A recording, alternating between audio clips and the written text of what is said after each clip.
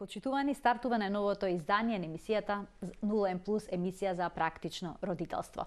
Денешното издание ќе биде интересно пред се за трудниците, за идните мајки кои што со сето срце му посакуваат се најдобро на своето бебе и токму поради тоа во тој период се фокусирани на сопственото здравје, а најдобар показател за доброто здравје на идната мајка е крвта. Денеска ќе зборуваме за системот на коагулација на крвта во текот на бременоста, за сите можни проблеми кои што може да се случат и секако поканивме гостинка која што е стручна во таа област. Денеска во студиото е доктор Ирина Пановска-Ставридис, специјалист интернист, субспецијалист хематолог, инаку директорка на клиниката за хематологија. Добре ни дојдовте. Ви благодарам на поканата. Бременоста е еден исклучително важен период за трудницата, настануваат многу промени и во тој период може да дојде до тромбофилија. Може ли да појасниме зашто точно станува збор, што е тоа тромбофилија? Значи, јас прво ќе ви искоригирам. Самата бременост е тромбофилија. Така. А за да разбереме зошто, ќе се обидам да објаснам. Тромбофилијата не е болест. Тромбофилијата е состојба која што и тоа е состојба кога во организмот постои склоност кон создавање на крвни коагулуми. Низа на причини. Некои можат да бидат вродени, а некои можат да бидат стекнати, како што е бременоста, предизвикуваат за состојба на тромбофилија во организмот. Значи, системот на коагулација константно функционира во телото на човекот, се создаваат крвни коагулуми и истите тие се разложуваат. Кога ќе дојде до пореметување на било кој од факторите кои учествуваат во системот на коагулација и фибринолиза, што е процесот на разградување на тој коагулум, се создава нарушување на таа каскада, односно се вика дека постои состојба на тромбофилија, зголемена склоност кон создавање на крвни коагулуми без потреба во организмот на човекот. Тие можат да бидат вродени, меѓутоа можат да бидат и стекнати. Една од стекнатите причина е за тромбофилијата е самата бременост. Зошто е тоа така? Зашто се подготвува организмот, што ја почнува да создава повеќе? Значи бременоста велиме дека е тромбови. бура. Значи велиме дека бременоста е бура во човековото тело, односно хормонска бура. Оној момент кога ќе се зачне новиот живот, целиот организам, телото на мајката се спрема за чинот на породувањето и се спрема да изнесе здраво дете. Значи се зголемува, некако се нарушува тој баланс помеѓу коагулацијата и фибринолизата, односно создавањето на крвните тромби и нивното разградување. Сите тие сили се во правец кон коагулацијата, значи зголемено создавање на крвни тромби. Зашто? Се спрема организмот за породувањето. Тоа е еден природен чин кој што организмот знае дека ќе се изгуби крв и за да ја заштити мајката во процесот на раѓање, се создава состојба на поголемо создавање на крвни коагулуми.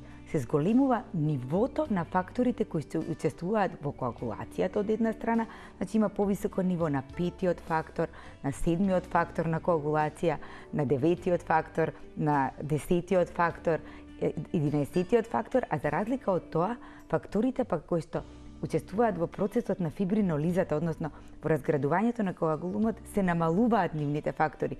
Се намалува нивото на протеинот С, се намалува нивото на протеинот С. Значи балансот, идеалниот баланс е пореметен се со цел да се заштити мајката во процесот на раѓање да не искрвари. Што е со оние трудници што имаат вродена тромбофилија?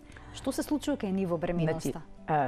Значи тие имаат вродена тромбофилија. Може да појасниме што е вродена тромбофилија? Некако разговаравме за една стекната тромбофилија. Инаку постојат повеќе фактори кои што можат да предизвикаат создавање на тромби во човековото тело. Така, например, староста. Со старењето ризикот за тромбозата се зголемува. Друг фактор се цигарите. Трет фактор се зголемената телесна тежина. Животниот стил очигледно силно влијае. Многу влијае за создавање. Значи сите тоа фактори кои што допринесуваат се ризик фактори за да настане тромбоза. Меѓутоа, освен овие стекнати ризик фактори, тоа се и многу малигни болести, многу системски болести, инфекции, повреди, оперативни зафати. Значи огромна е листата на факторите кои што се причина за стекната тромбофилија. Еве да ги крстиме. Меѓутоа, може да постојат и вродени, значи ние генетски да наследиме или зголемена количина на фактори на коагулација или тие да бидат мутирани, односно да не функционираат правилно во каскадниот систем на коагулација, или вродено да имаме помало ниво на фактори кои се устечуваат во процесот на фибринолизата, односно оние кои што ги разградуваат тие веќе создадени крвни коагулуми. Значи, човекот кој што има вродена тромбофилија сам по себе носи ризик за создавање на тромби. Бременоста е фактор плюс кој што ќе допринесе и ја става мајката под ризик од венска или артериска тромбоза. Еве да појаснам. Значи, 6 пати е поголем ризикот за тромбоза во времето од бременост кај здрави луѓе кои што немаат вродена тромбофилија во споредба со ризикот за тромбоза кај жена здрава на иста возраст, меѓутоа не е бремена. Така. Дали тоа може да се одрази на плодот, на бременоста? Какви се ризиците од тромбофилијата во бременоста? Тромбофилијата е значи склоност кон тромбоза. Како тоа се одразува на плодот? Значи, во моментот кога ќе се зачне новиот живот, се создаваат нови крвни садови кои што преку плацентата ќе го хранат плодот кој што треба да расте во утерусот. Значи, може да настанат тромби кои што ќе ги микротромби во циркулацијата на плацентата и ќе ја направат инсуфициентна плацентата, нема да има доволно храна плодот. Исто така, освен микротромби, ова нарушување во системот на коагулација некогаш може да предизвика и крварење во плацентата. И сето тоа може да предизвика да не напредува плодот, може да предизвика дури интраутерина смрт на плодот, може да предизвика одлепување на плацентата, може да предизвика предвремено раѓање, може да биде причина за спонтан абортус. Односно, една од најчестите причини за спонтан абортус се вродените тромбофилии. Исто така, многу често оваа вродена тромбофилија е и причина за неуспешните инвитро фертилизации. Така, значи влијае на многу аспекти. На тој начин може да влијае на плодот. Кои жени всушност ги советувате да се тестираат? Дали значи, само сега да докажам, освен на плодот, тоа е на почетокот, а пред крајот на бременоста и во периодот по раѓањето, оваа вродена склоност кон тромбофилија ја става мајката во ризик од длабока венска тромбоза и белодробна емболија која што може да биде фатална, смртоносна.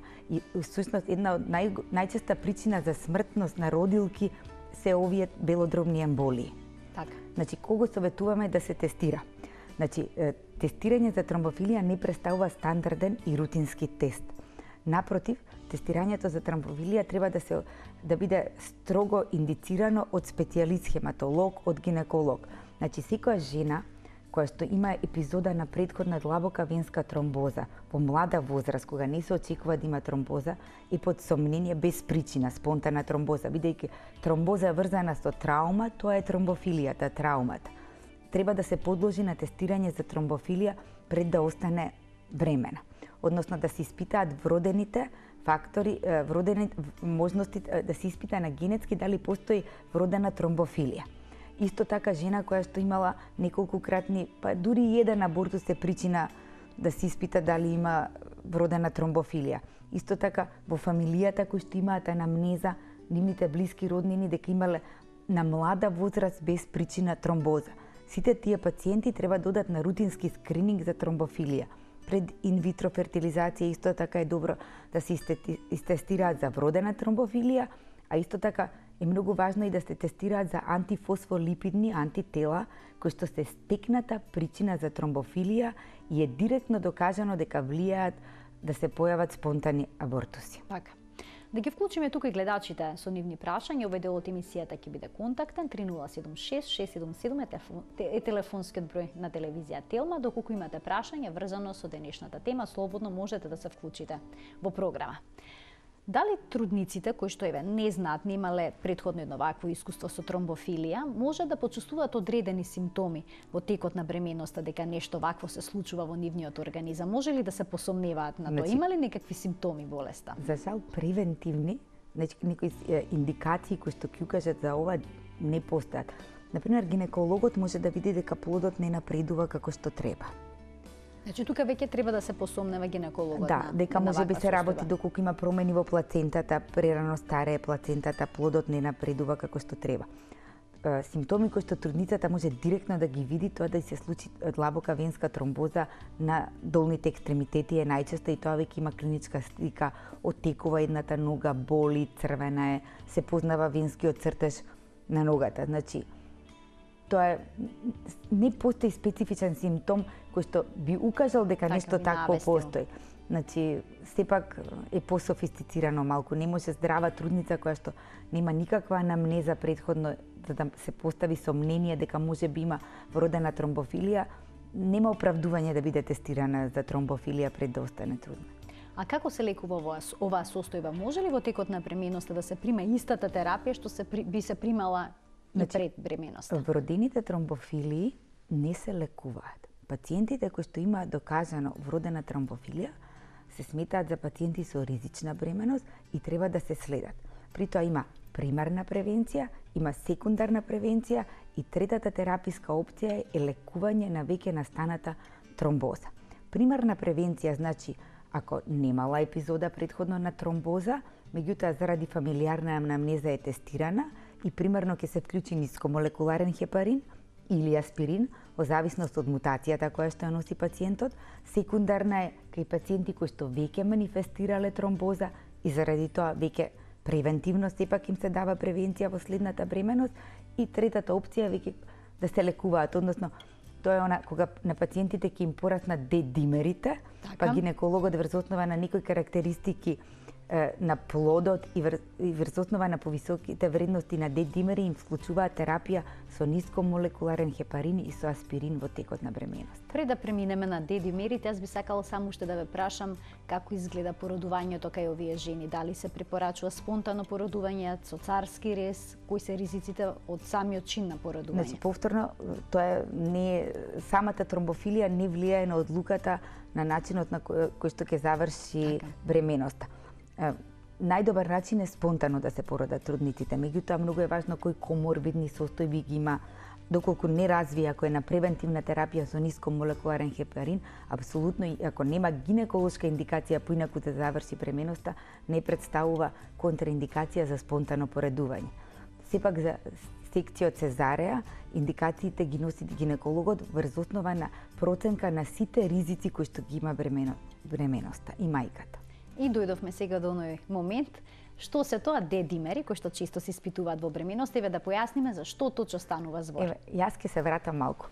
Кога кажав дека бременоста представува состојба кога постои дисбаланс меѓу природните сили на згручување на крвта, односно создавање на крвни коагулуми и разградување на тие крвни коагулуми, односно процесот на фибринолиза.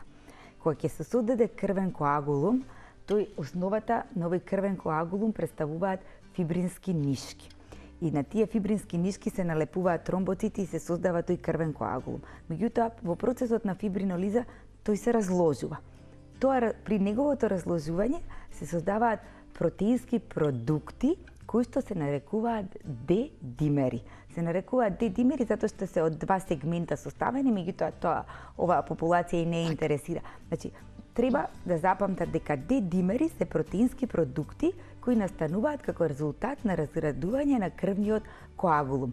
Постојат лабораториски тестови со кои што нивните вредности можат да се одредат во крвта и тие се индиректен индикатор за тромботичен процес во крвта. Ќе продолжиме на оваа тема, верувам дека ќе биде можно поучно, односно интересно за трудниците да дознаат што се означуваат овие вредности, дали носат ризици и слично, само да го вклучиме претходно гледачот кој што чека на линија. Добар ден, повелете. Ало, добар ден. Повелете. Гледачка од Крушево на телефон. Така. Вака, јас пред една година имав бременост која што ја изгуби во 8-миот месец поради покачени D-димери. Подоцна останав повторно бремена и сега имам живо родено бебе. Ме интересира дали во наредните бременности, например, би можела да имам повторно проблем со D-димерите, а оваа бременост ја износи со аспирин, превентивно. Така, благодарам што се вклучивте во програма. Јас само би сакала да ве прашам дали се надам дека гледачката се уште на линија. Кога после првата неуспешна бременост бевте подложени на одредени тестови, дали ви проверија ниво на протеин С, ниво на протеин С, антифосфолипидни антитела и дали врз основа на тие испитувања следната бременост беше превентивно вклучен аспиринот. Така, дали се уште имаме гледачката? Да, ве слушам. Така, дали беа кај вас направени сите овие испитувања? Не беа направени, меѓутоа беше направен тест во првата бременост за дедимери и примав клексан, меѓутоа не успеав да го доносам бебе. Добро, а ви кажа ли што е причината за тие покачени дедимери во првата бременост? Кои ризик фактори? Мислам, знаете како, мој совет би било и да имате проблем, може тоа со превентивна терапија да се спречи и да имате уште една здрава бременост и да се роди здраво дете. Меѓутоа, мој совет би било сепак да се обратите на специјалист, хематолог или вашиот гинеколог да ве упати, да ги направи потребните тестови, да се види која била причината за зголемувањето на вредноста на дедимери над нормалното очекувано во бременоста и се разбира, мислам дека нема да има проблем. А дека постои ризик дека повторно ќе се зголемат, постои. Така. Ви благодарам што се вклучивте во програма. Значи, споминавте покачување дека е нормално одредено покачување на дедимерите во бременоста до одредена вредност. Што доколку бидат качени на таа вредност? На што укажува тој тест? Вака би се вратила, во тој дисбаланс, нели кажавме дека прокоагулантните сили се појаки од фибринолитичките сили. Значи, организмот создава повеќе крвни коагулуми. Како резултат на тоа, кај здрава трудница се повисоки вредностите на дедимерите. Значи, референтните вредности на дедимерите зависат од лабораторијата. И тие се нормално. Кај, например, имаме милиграм на литар, треба под 500 кај здрав човек кој што не е кај небремена жена. Во првиот триместар од бременоста, нормалните вредности веќе се до 1300. Потоа до 1500 и до 900, 1300 и 1500. Значи, во првите 3 месеци не треба да се над 900. Во втората третина од бременоста треба да се до 1300 и во третиот триместар од бременоста треба да се под 1700. Тоа се некои референтни вредности кои што се сметаат за нормални кај бременоста. Меѓутоа, постојат има наномоли, во зависност од која лабораторија точно се знаат референтните вредности. Самото покачување не значи ништо доколку плодот не страда и доколку мајката нема никаква симптоматологија во правец на длабока венска тромбоза. Меѓутоа, треба да се даде превентивна терапија за да се спречи мајката да не настрада од белодробна емболија. Имаме повторно гледач кој што сака да биде вклучен во програма. Добар ден, повелете.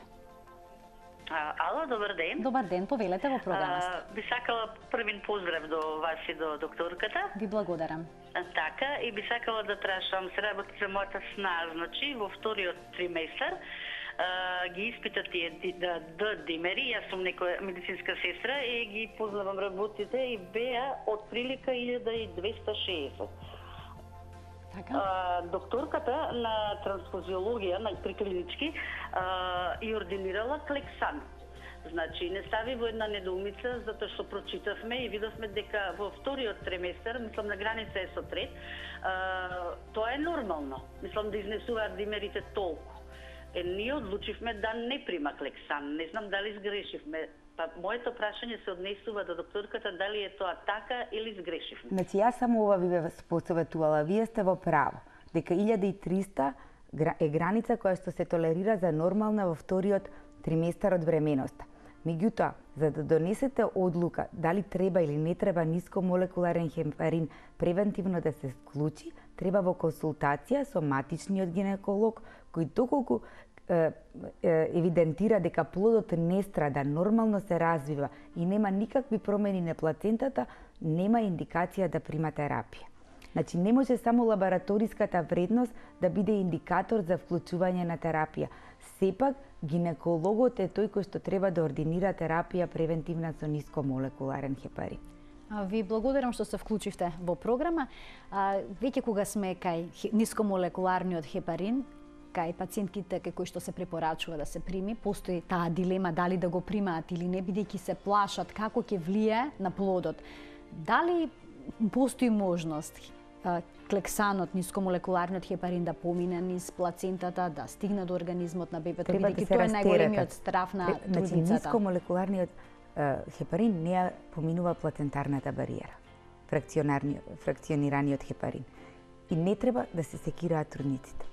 Значи, нема никаков ризик за плодот доколку примаат ниско. Нити пак има ризик дека ќе има поголемо крварење при поредувањето, бидејќи примаат... Тоа во третиот семестар, се плашат и не сакаат. Во сите хируршки протоколи пред големи операции се дава хепарин превентивно за да се спречат можностите за тромботични компликации. Ова е еден совет кој што верувам дека ќе ги смири повеќето трудници кои што ја примаат оваа терапија. Јас мислам дека кај било кој гинеколог или трансфузиолог ако се обратат ќе го добијат истиот одговор. Така. Да го вклучиме и гледачот кој што е на линија. Добар ден. Ало, добар ден. Повелете. Поздрав до водителката и до докторката. Благодарам. Сакам да прашам, значи јас имав бременост, нели нормална се, немав проблеми со клексани, покачување на дендимери, меѓутоа ме интересира, значи трудници кои што примаат клексани, што е после поредувањето, дали повторно треба да ги примаат, дали тоа се регулира терапијата и пошто имам слушано дека многу и после поредувањето повторно взимаат терапија. Ви благодарам што се вклучивте во програма. Значи, првите 6 недели по породувањето, трудниците треба да бидат на терапија, меѓутоа таа треба да биде орална антикоагулантна. Нема потреба повеќе да примаат хепарин нискомолекуларен, туку треба да бидат првите 8 дена по поредувањето во зависност дали е спонтано или е со секција цезареа на хепарин и потоа треба да се префрлат барем првите 6 недели да бидат на орална антикоагулантна терапија, бидејќи тогаш мајката е под ризик од создавање на длабока венска тромбоза која што може да се искомплицира со белодробна емболија и да заврши фатално за мајката. Пред неколку години речиси сите трудници редовно ги правеа испитувањата за D-димери. Сега дали е тоа променето? Дали е тоа дел од редовната контрола или пак врз основа на проценката на гинекологот дали плодот се развива како што треба или не, се упатува трудницата на трансфузиологија, на хематологија, клиниката за хематологија. Значи, тестовите се прават во Институтот за трансфузиона медицина. Така. Меѓутоа, мислам дека треба само врз основа на индикација на гинеколог да се прават, а не редовни рутински кај секоја трудница. Така. Имаме повторно гледач на линија. Добар ден. Повелете. Јас сум некаде 16-та недела бремена. Така. И со испитување на дедимерите се покажа дека не се покачени, меѓутоа имам плацента превија и докторката ми препорача аспирин. Дали е препорачливо во овој период без покачени дедимери да се користи аспиринот? Значи, чим гинекологот поставил индикација за аспирин, треба да го пиете. Аспиринот затоа што вие сте високо ризична бременост со плацента превија. Така. Јас би сакала да начнам и уште една тема во однос на крварењата од нос што се јавуваат во текот на бременоста. Тоа до некаде е гинеколошки. Значи, гинеколозите најчесто даваат совети поврзани со овој проблем, но мене ме интересира дали овој проблем понекогаш е поврзан со проблемите со коагулацијата на крвта. Значи, вака, кај трудниците, кажав, нели, тоа е хормонска бура. Така. Второ, се зголемува целиот волумен на крв, се зголемува и плазмата, количината на плазма и количината на крвни елементи. Исто така како резултат на хормоните доаѓа до дилатација на капиларите во носот. Дилатацијата на капиларите, зголемувањето на крвниот волумен се причина за тие чести крварења кај трудници. Многу често се појавуваат при настинка, се појавуваат кај трудници кои што имаат алергија. Меѓутоа тие не се страшни. Краткотрени се, не траат повеќе од 15 минути и се додека не се обилни да се изгуби голема количина на крв, трудницата, иако се непријатни ако ја следат во текот на целата бременост, не се загрижувачки. Може да бидат предизвикани и кај оние кои што имаат нарушувања во коагулацијата, меѓутоа ако крварењето од нарушување нема да биде само од нос. Ке крвари од сегда. Така. Доколку се јават чести крварења, дали може да дојде до анемија кај трудницата? И би сакала да го начнеме и тој дел, дали анемијата во бременност исто така е физиолошка? Значи, треба да се многу обилни, многу интензивни, со многу голема фреквенција, крварењата епистаксите, крварењето од носот, за да би можела да предизвикаат сериозна анемија кај трудници. Верувам дека тоа многу ретко се случува. Така. Најчесто сигурно е патолошка бременост, искомплицирана и со зголемен крвен притисок, кламсија ти е. Према тоа, мојот одговор било не. А анемијата да, анемијата сама по себе, точно сега кажав пред малку дека е зголемен волуменот на крвта и на еритроцитите, со тоа што тоа не е пропорционално, има поголем дел на течна фаза на крвта во споредба со крвните клетки и елементите и како резултат на тоа во бременоста таа анемија се вика физиолошка анемија. Така, имаме гледач повторно на линија, да го вклучиме. Добар ден, повелете. Ало, добар ден. Имам прашање за докторката. Така. Поради различни испитувања се откри дека морам да примам нискомолекуларен хепарин во бременост.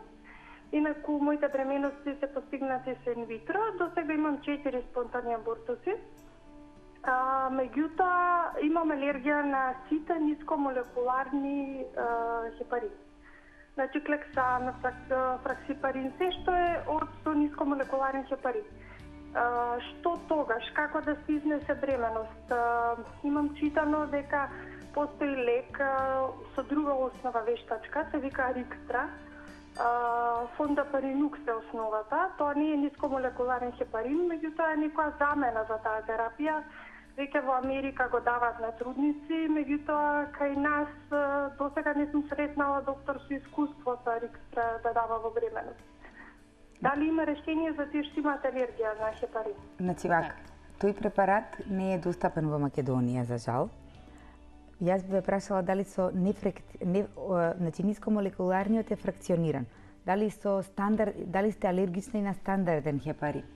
Значи да, на нефракциониран, значи не правиме муавет за нискомолекуларни фракционирани, туку ве прашувам за стандардниот нефракциониран хепарин. Дали е направен? Да, тестирано е се, значи на хепарин сум алергична. А дали може да ми кажете кои тестови ви се направени врз основа на кој утврдено? Направени се оние тестови со фластери, па со... Не, тоа се тестовите, алергијата со која што е тестирана. Ме интересира кои мутации, која состојба кај вас во организмот предизвикува тромбофилија? Значи, не е Лајден 5, меѓутоа други се некои мутирани генетска тромбофилија. Значи, фактор 5 Лајден е многу честа мутација. Да, меѓутоа кај мене не е тој, али се други фактори кои што не е тој. Значи, вака, јас би ве поканила, пошто не го имате резултатот тука, ако сакате повелете во амбулантата на клиника за хематологија и ќе ги видиме мутациите и можеме да се договориме да видиме дали постои опција оптимална во условите на нашето здравство да ви се помогне за да инвитро процесите завршат со здраво дете, да истерате до крај бременоста. Клексанот е лек кој што очигледно многу често се прима. Поради тоа денеска имаше и навистина голем интерес. За жал тука ни истече времето за денешната емисија. Ќе се видиме повторно, ќе бидете повторно гостинка во 0N+ и повторно ќе отвориме оваа тема. Ви благодарам на поканата, се надевам дека малку ги растеретивме трудниците кои што имаат индикации и примаат нискомолекуларен хепарин. Значи не е само клексанот, на пазарот ги има повеќе, сите еднакво действуваат, сите овозможуваат здраво дете, што е уствари целта на секоја бременост и ви стојам на располагање. Тука го заокружуваме денешното издание, се гледаме секој работен ден од 12 до 12:30 во рамки на утринската на Телма. Пријатно!